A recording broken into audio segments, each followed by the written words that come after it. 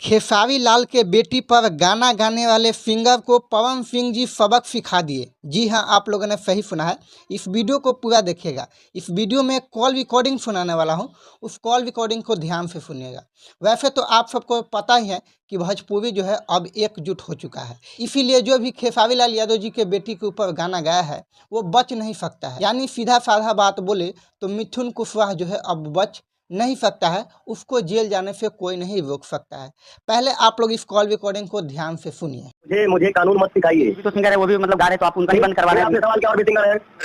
सुन साला चुतिया, तो एक गांव में बात है भोसड़ी वाले, तू बिहान हो गया तुम, तारी मार के चोदो मना डाल दे तो मुझे तो मार चोदो, तो ही मार चोदो। जैसा कि आप लोगों ने कॉल रिकॉर्डिंग सुना, पवन सिंह जी क्या बोले, मतलब जब उससे कॉल पर बात हो रहा था तो बोला कि और भी सिंगर गाया है। उसके बाद पवन सिंह जी ने इतना तगड़ा तरीका से उसका विलाई किया कि आप लोग कॉल रिकॉर्डिंग में सुना ही।